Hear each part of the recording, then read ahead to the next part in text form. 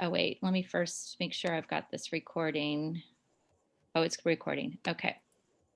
Whoop. One. There we go. Okay. All. You all. Perfect. Hello, everyone. Welcome, welcome to the Wednesday College Series. And we're going to go ahead and get started. I'm Ginger Coletto, and I arrange for the Wednesday College Series every week here at Scripps Ranch High School. Today, we are fortunate to have Pepperdine University with us, Katie White from Pepperdine, Caitlin James from Ohio State University, and Taylor Patterson from Purdue University. Before we get started, I just wanted to show you some upcoming college fairs that we have that are coming up.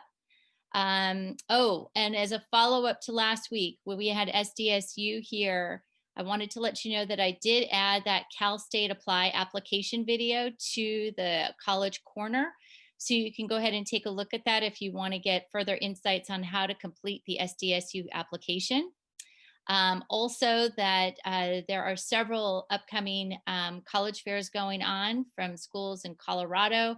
I recently added one to, it was the Think Big, the Big Ten campuses that's coming up October 26th.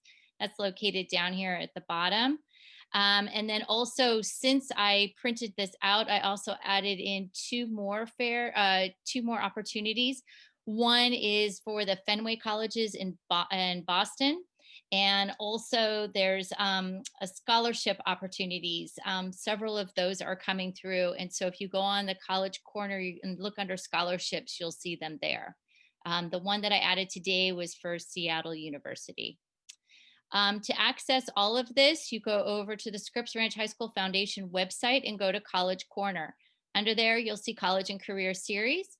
For the College Corner, and that's the part I was talking about, that has all of the updates regarding upcoming fairs, as well as the whole schedule for this fall.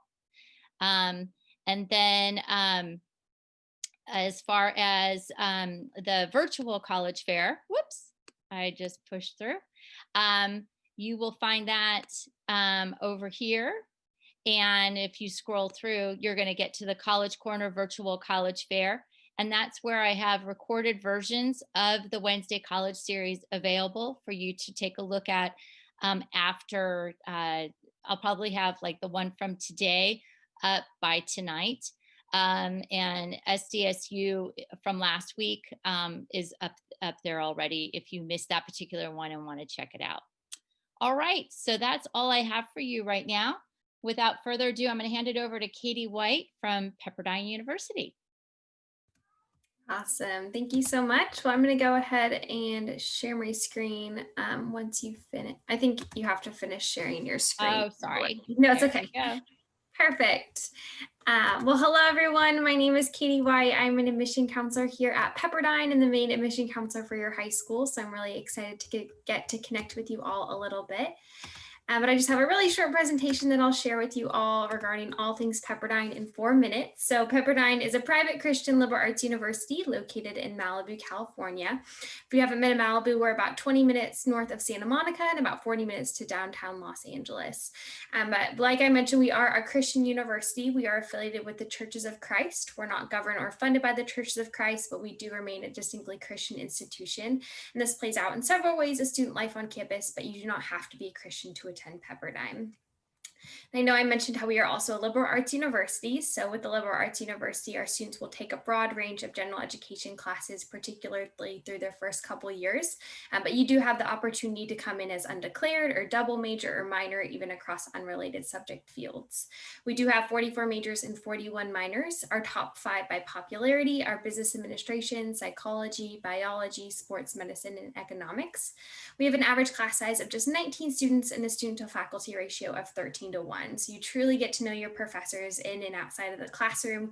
35% of our faculty actually live on our Malibu campus, and it's very common to have dinner in a professor's home maybe once a week, or go over to their house when they're hosting class in their own home. So you truly get to know your professors, not only academically, but they are really looking to invest in students spiritually and socially and personally and professionally as well. Some more things that we have happening on our campus is we have over 60 different student clubs and organizations that can really range from identity-based groups to social action clubs to academic clubs like pre-med or pre-law. We also have Greek life on our campus. We're also NCAA Division I for sports, which is something I love about Pepperdine. We are a school with a population of just 3,400 students, but we have a lot of these opportunities that a big school might have and are able to compete at that Division I level when it comes to our athletics. Then we also have over 150 on-campus events happening each year that we truly foster community at. So there's so many things to do on and off campus at Pepperdine. And kind of another distinguishing factor of Pepperdine is our international programs. So if you've done any research on Pepperdine, you've probably seen something pop up about our study abroad programs. This is because we have been consistently ranked in the top 5 in the nation when it comes to study abroad and student participation. We have 7 actual global campuses all around the world in London, England, Heidelberg, Germany, Lausanne, Switzerland, Florence, Italy, Washington, D.C., Buenos Aires, Argentina, and Shanghai, China.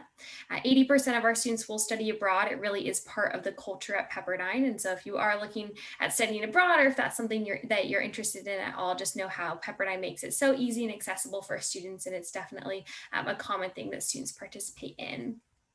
But a little bit about our application process. I know that many of you are probably seniors. At Pepperdine, we have a holistic review where we're not just focused on your academics. We really look at beyond that to see if you'd be a strong community fit for Pepperdine. So we are through the common application. We're looking at that who you are factor through the activities you've been involved in, the essays you'll write for us. We require 1 academic letter of recommendation. And then as a new component of our application this year, we're also offering interviews. So if you are a senior and you've not heard of this, I would really encourage you all to sign up for an interview, and I'll make sure that you have my contact so I can give you the link on how to sign up for one if you have not already. And then when it comes to our deadlines for this year, we have 2 deadlines, an early action deadline and a regular decision deadline. There's no difference on how we review students, whether they apply early action or regular decision. We look at their application the same way. But if Pepperdine is one of your top choices, I'd really encourage you to get that application in early, as you'll also receive your financial aid package within 5 days of your admission decision. And then lastly, unfortunately, our campus is closed currently for all visitors. So we are not allowed to do tours on campus currently, but we have several virtual resources that we're offering students during this time. So I'll make sure to provide some of those links to our virtual visit opportunities for you. And I'd really encourage you all to continue to connect with us this fall and throughout the spring. Thank you, Katie. Of course. Wonderful. Okay, and we'll continue on Taylor Patterson from over at Purdue. Perfect. Just getting my slides up there. Hello, everyone. My name is Taylor Patterson. I'm the Assistant Director of Admissions at Purdue. I'm a regionally based counselor as well. I live in Long Beach and work with students from the San Luis Obispo area all the way down to San Diego. Purdue, located in West Lafayette, Indiana, definitely falls into that college town category. We're about 60 minutes from Indianapolis and 2 hours from Chicago. We are that large public institution. You can see our total enrollment there. We have students from all 50 states and over 120 countries represented in our international population. While you can see our total enrollment is quite large, please know that our student faculty ratio is 13:1 and our average class size is 31. The students at Purdue are studying over 200 majors. They are divided into these 11 different academic schools and colleges. Seniors on the application, you would be choosing your top 2 majors to apply into. Again, all of those programs are direct admit, and please know that not all programs are offered as a second choice major. The 4 most popular programs, and therefore the most competitive programs at Purdue, are computer science, engineering, nursing, and professional flight. We allow students to double major, triple major, complete a dual degree. We have over 60 minors available for students too. So you can really treat academics as your oyster when a student at the university. We also have a very engaged student body on campus. These students in this picture are participating in our Purdue Grand Prix, essentially when students build go-karts and race them on a track on campus. In total, we have close to 1,000 student organizations ranging in everything under the sun, whether it has more of an academic tie or it's just something that you like to participate in outside of class. While our students are studying abroad, we do have an honors college on campus too. Purdue is a tier 1 research institution, and I like to describe that as a lot of money is going into a lot of research. Purdue students can get involved with research as soon as their freshman year. And one of the resources that students utilize the most is our Center for Career Opportunities. That, what we call the CCO, is going to be the one-stop shop for career services, whether you need help with your resume or cover letter, all the way through interviewing skills and connecting with alumni. If you remember, I want you to remember 2 things from this presentation. And the first thing is, just because you go to school in West Lafayette, Indiana, does not mean that you're stuck in West Lafayette, Indiana forever. The Purdue Alumni Network, those alumni clubs and organizations, and also that name recognition of Purdue will hold very strong. There are over 3,000 Purdue alum in San Diego County alone, and it has one of the most active alumni clubs in the country. I want to end with talking about our frozen tuition. Our tuition has been frozen for the 9th consecutive year. That is unprecedented in the realm of higher education, and I believe that we are the only school to be doing that for that long. I'm going to pass the baton, the microphone, over to my Big Ten counterpart, Caitlin, with Ohio State. Thank you. Awesome. Thank you. All right, let me just get set up here. It's like the old person saying, okay, this is how I Zoom now. Hey everyone, my name is Caitlin James. I'm the Regional Recruitment Manager for The Ohio State University. I'm based right here in San Diego and I cover all the West Coast. I'm on your same time zone. So if you have any questions, definitely let me know. Super excited to be with you here today. So just a little bit of an overview of Ohio State. So if you want big, we are it. We're the 3rd largest public institution. We are a land grant and a flagship institution. What's that mean? We kind of combine the best of both worlds when you're thinking about the UCs and the CSUs. That's what we are to the state of Ohio. So if you're looking for that big school spirit, expensive tradition, a vast number of academic possibilities of what you're able to do at a place like Ohio State, you can do it in Columbus, Ohio. You can see we have over 200 different majors. Some popular ones with my California students are going to be engineering, business. We also are really popular with sports industry. We have a law school, med school, vet school, dental school, pharmacy school. So if you're thinking about pre-med or any of those health-related careers, we are definitely a great fit for that as well. We make the university experience a little bit smaller for you as we do have a 19-to-1 student to faculty ratio. And we are pretty well known for a couple of the things that we do for our students as far as making that experience a little bit smaller for you as well. So as far as research or a study abroad, those are all absolutely things that our students are able to accomplish. A couple programs I want to highlight are going to be our digital flagship program. Every student is provided with an Apple iPad upon coming in their freshman year to set you up for success in a tech-driven world. Again, as I mentioned, with that transition to college life, there's definitely a lot of ways that you might transition to a big school a little bit differently coming from Scripps Ranch. So every student is assigned a peer leader alongside your resident assistant in the residence halls to help you with really that transition to college life. It's a very different experience when you're out on your own. And so we want to recognize that your growth is going to be different and support you through those things too. We do have over 1,400 student organizations. Our theme park engineering program is so well known that it's not even a major, but students come just to be a part of that particular organization. So just know that our student organizations can have a lot of weight for our students and the things that you're able to do. A couple of ways, again, to make that university experience a little bit smaller, our honors or scholars program. These are just ways to elevate that academic experience. Scholars is where you live with other people based around a particular theme. And speaking of living on campus, we do require our students to live on campus for 2 years, and you'd kind of want to do so anyway. Couple of my favorite traditions. You can see here, football is starting this week, hopefully in a safe environment for our student athletes. So you can see a little bit more about what it's like to attend a football game in a normal year, but we love to spell Ohio. We recognize it's not hard, but you'll come to love it too. My favorite is the Buckeye Hello. Even here in San Diego, I saw an OHIO sticker. I called out, I drove up next to that person safely. We were at a light. I said OH and he responded back IO. So it was pretty cool to kind of make that connection with our alumni network. They're super supportive here and want to see you succeed. Now, my favorite thing about Ohio State is probably the city of Columbus. We're the 14th largest city. San Diego is the 9th, I believe. So it kind of gives you a good idea that you're still going to an urban environment with that traditional campus experience. So it's really something special to take advantage of. It's great for young people. It's a #1 city for startups. So if you're thinking about starting your own company or something like that, you can definitely do that at a place like Ohio State. It's something I miss very much. It's such a wonderful place. It's 15 minutes from the airport, really easy to manage and kind of get around with public transportation. So it's definitely something that you can kind of experience that's pretty comparable, a little bit smaller in scale, and has all 4 seasons, of course, that you get to take advantage of too. A little bit about the application process. We are on the Common App, so just making sure that you're applying through that. We'll take high school transcripts. We are test optional for our seniors this year. We're still deciding about what it looks like for juniors and below. We'll also welcome letters of recommendation, and then early deadlines, early action, non-binding, but definitely preferred for scholarships is that November 15th deadline. February 1st is our final application deadline. One last thing I'll mention about scholarships is we do have an alumni club here in the area. So they provide scholarships alongside our National Buckeye Award, which is up to $13,500 per year. Nothing else you necessarily need to do for that National Buckeye Award, just apply by November 15th. So if you want to check out more of campus, we do some virtual visits options, all those kinds of things, but please feel free to reach out to me directly and I will be happy to help you understand more about Ohio State. At this point, I will stop sharing my screen and we'll open it up for questions. All right, thank you so much.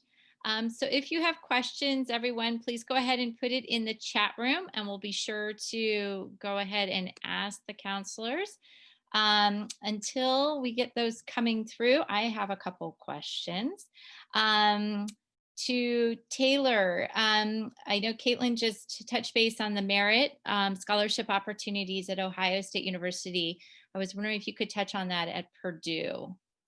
Of course. So our merit, when students apply for our early action deadline of November 1st, they are automatically considered for our merit-based scholarships. We do have a supplemental application as well. There are a handful of academic colleges at Purdue that do offer that, where a student would apply, and that deadline to complete that is December 15th. Excellent. Thank you. And Katie, oh, go ahead. I also wanted to notate that we are test flexible this year as well. Okay. I didn't note that in my presentation. So if students are applying, we do prefer, if you have a standardized test, to send that score to us. But if not, it is a-okay. You are still considered for admission as well as merit-based scholarships. Excellent. Okay, and then Katie, could you touch on the merit scholarships? Yes, definitely. So our largest merit award is called our Regent and Siever Scholarship. This is given to the top 10% of our admitted students each year, solely based on their academics, so their transcript, test scores, if they choose to submit them, and their GPA. This is an award of $30,000 a year or $36,000 a year, renewable all 4 years. But if you don't quite fall into that top 10%, we also have Pepperdine Achievement Awards, and these can really range in shapes and sizes in terms of $5,000 to $40,000, and these are based not only on academics, but also the strength of your application as a whole. If we think you'd be a strong Pepperdine fit, we have some different departmental awards from our fine arts department, or if you're looking to be an athlete. And then our last scholarship that we award from our office is called our Church of Christ Scholarship. If you are an active member of the Church of Christ, we have scholarship funds available for all of these students as long as they submit a letter of recommendation from an elder or minister in their church. Excellent. Thank you. Taylor, it looks like there's a question that came in for you from Purdue. It reads, if we have professional flight as our first choice major, but are just as happy with our second choice major, will it affect our admission consideration if we do not get into professional flight? Of course, that is a great question. So again, on our application, students are able to choose their top 2 majors. A student would be reviewed for their first choice major first. And if not admissible, that is when they would be reviewed for their second choice. We've really revamped this application process in a sense because there are a lot of students that would be just as happy with another major. So that is why we have listed that second choice as an option. So I hope that answers your question and gives you an idea of how that application review process works at Purdue. I'll just take the chance to add, at Ohio State, we also have a professional flight program. In our review process, too, students are not, we're first reviewing students for admission to Ohio State overall. And in only some cases are they not admitted directly into their major, or there's pre-majors. But definitely flight is an option at Ohio State too. Excellent. All right. Okay, keep the questions coming, guys. I was wondering if all three, well, I guess I'll start. I know Taylor kind of addressed as far as being test flexible this year. Taylor, could you go a little bit more into then how you're going to be evaluating students without that ACT or the SAT? Are there some things they need to be aware of on their application? What? I may actually just show a slide that shows all the different pieces that we take into consideration. It's just a great visual, so I'll share my screen really quickly with that. Hold on. So we take what's called a holistic review approach to the application process. And the first thing that we're looking into is making sure that a student has completed the minimum high school coursework. We're also looking at a student's transcript. We are making sure we're looking at the grades, we're looking at the strength of the curriculum, we're looking at the relevant coursework, academic trends, and you can see that standardized test score is going to be taken into consideration if it is part of the application. The next portion goes into the other parts of the application. So that activities list, I always want to reassure students that we do read those essays. We don't make you write them just for fun. Also, that Purdue major in college is an important piece because there are a handful of programs at Purdue that are more competitive than others. And that is a great tie into the time of year that a student applies. So I encourage all students, regardless of academic program, to apply for that November 1st early action deadline because they're in that first group of applications that we do receive. We also have more admission decisions than just accept and deny that are released come January 15th. So I hope that I'm a visual learner. That's why I wanted to pop those slides up on there to show you that there are so many different pieces of the puzzle that are taken into consideration. But that transcript is just such a great indicator of how a student's college academic performance will go. So that's my spiel with that. All right. Thank you, Taylor. Katie, did you want to address, I don't know where Pepperdine, or I would imagine Pepperdine is test optional. Could you address how Pepperdine's taking a look at the students and evaluating? Yep, definitely. So yes, in terms of our academic portion of our review, we are looking at your transcript. So we say the rigor of courses that you chose to take in the context of what was available at your high school. And then we're looking at an unweighted recalculated GPA on a 4.0 scale. And part of that recalculation is we only take into consideration your grades from core academic classes. So classes like math, science, English, history, foreign language, and religion if your high school offers it. And then the last component is that test score. We are truly test optional for this year. This means that students will not be penalized in any way when it comes to admission decisions or to any of our scholarships. We understand it's just not possible for a lot of students to take those tests, and so we understand. So all of that academic portion of the review is about 70% of our review process we stay, and then about 30% is that who you are factor based on your common application. Great, thank you. And then lastly, Caitlin, if you could address it over at Ohio State University, please. Yeah, of course. So yes, we are test optional this year. What I've been telling students that if you are concerned about submitting your test score at this point, I know it's they have to come still directly from the testing agency, and we're kind of running up to those last dates that will actually meet those days on time. If you're still trying to figure out if you're going to send them. So it may be best to go test optional at this point, or not have your test scores considered when completing that on the Common App. However, in past years, our average range for admission has been between a 27 and a 32. So if you're thinking about sending them, maybe let me know if you're in those ranges and I can guide you through that. Scholarship started at about a 30 ACT and then the SAT equivalents of those. So again, if you're questioning whether you should submit them or want your test scores to be considered, please definitely send me an email and I'll be happy to work with you about what's best for you. Excellent. Thank you very much. All right, I think that brings us to 125. I haven't seen any more. Oh, wait, hold on. Here you go. Could you please remind us of which colleges are meeting in person?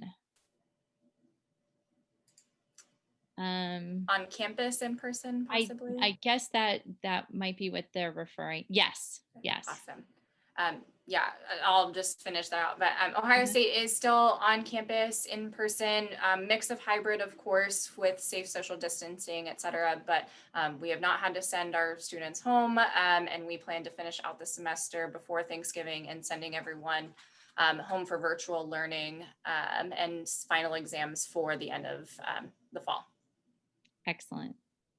Taylor, could you address it at Purdue?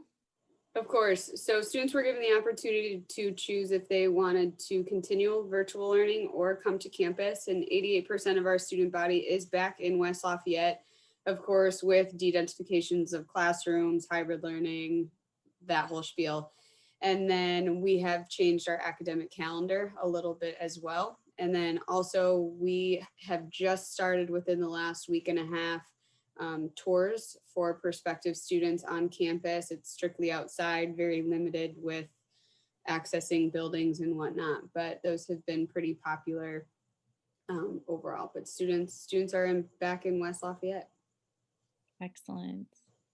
And then Katie, could you address what's happening at Pepperdine? Yes, so all of our students are doing virtual learning this semester. Our campus is closed, unfortunately, but we're hoping and planning on being back in January for the spring semester as normal and in person. Fantastic. All right. Okay, now oh, wait, here we go. Oh, yeah. Okay, Caitlin had mentioned something.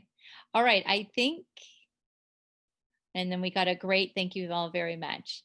Fantastic. So I think that's all we have right now. Thank you everyone for attending, and a special thank you to Katie, Taylor, and Caitlin for being here today. We really appreciate all the info. And again, everybody, I'll be recording this. If you want to go and check it out on the virtual college fair afterwards, you are more than welcome to. Thank you very much.